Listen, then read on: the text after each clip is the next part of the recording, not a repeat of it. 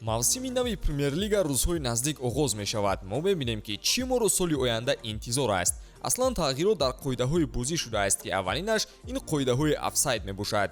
он ҷо навишта шудааст ки ҳамлагаре ки дар ҳолати нобозӣ аст наметавонад ба бозӣ ҳар боре ки рақиб тӯбро мегирад ҳамроҳ шавад.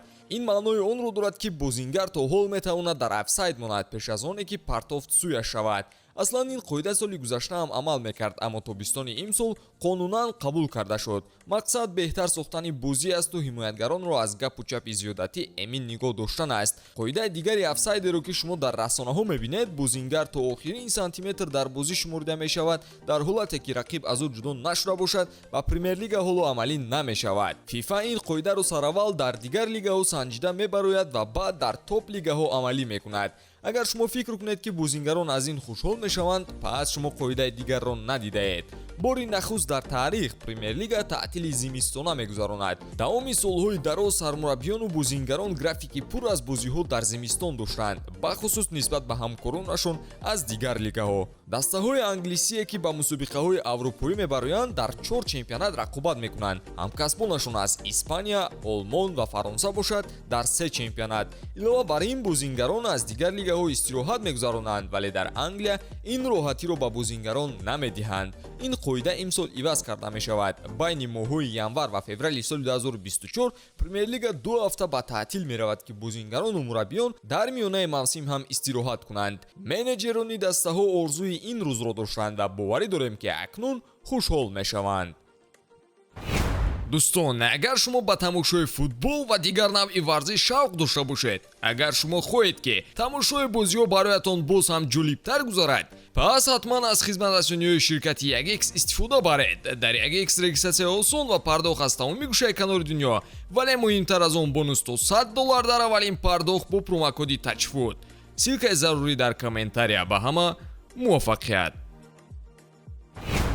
қоидаи дигар ин аст ки шояд мавсими 2023-2024 дастаҳо вақти бештар дар майдон нисбат ба соли қаблӣ гузаронанд. қоидаи нави ба роҳ мондашуда мисли ҷоми ҷаҳон мешавад, яъне ҳар сонияи барои ҷашни гол, ҷароҳат ё дигар чизи сарфшуда охири тайм ба бозӣ илова карда мешавад. мақсади асосӣ бардоштани вақти танҳо дар бозӣ сарфшуда аст. мавсими гузашта бо ҳисоби миёна тӯб дар пои бозингарон 54 дақиқаю 49 сония будааст ки ин аз вақти лозимаи барои бозӣ ҷудошуда кам аст. аниқтараш ин ҳолати бадтарин аст ва хуб аст ки премьер-лига барои ҳалли он чораҷӯӣ мекунад. омода бошед дӯстон, 111 дақиқаи бозӣ дар мавсими оянда боз ҳайратзада накунад. агар аз як тараф хушҳолкунанда бошад, аз тарафи дигар ҳаяҷоновар мешавад. қоидаи дигаре аст ки азартро аз бозӣ гум мекунад. дар ин қоида навишта шудааст ки дарвозабон худро бояд дағал нишон надиҳад ва ба ҳамлагарони рақиб бо эҳтиром ба бозӣ ва даста муносибат кунад. хулоса он тӯбро надодан, зарбаҳо ба тарафи дигар, вақткушӣ ва дигарон акнун ҷазои сахт мегиранд. баъзе дарвозабонҳо акнун хобашон намебарад, вале ин қоидае буд ки бояд бо мурури замон амалӣ карда мешуд. аз тарафи дигар ҳамон фейс-ту-фейси бозингарон пеш аз зарбаи пеналти ҷолиб менамуд.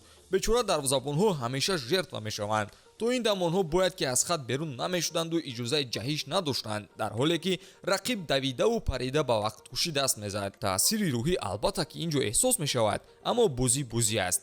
қоидаи дигаре ки мавсими 2023-2024 дар премьер-лига ба роҳ монда мешавад, ин оиди рафтори бозингарон мебошад. амали ғайриварзишӣ аз мавсими нав ҷазо дода мешавад. акнун ҷазоҳо барои қоидавайронкунии бозингарон сахттар мегарданд. масалан, ҳамлагари рақибро дар ҷаримагоҳ меафтонанд ки ба пеналти оварда мерасонад. агар довар гӯяд ки дарвозабон сӯи тӯб мерафт ва ҳадафаш зарар расонда набуд, пас ӯро корти сурх намедиҳанд. акнун ҳимоятгарон ҳам ҷуръат пайдо карда падкат мекунанд, вале дар охир ҳамааш аз диди довар вобастагӣ хоҳад дошт. ҳар довар фикри худро дораду ҳолатро гуногун баҳо медиҳад. довар ки гуфтем, қоидаи навбатӣ оиди ҳимояи онҳо мебошад.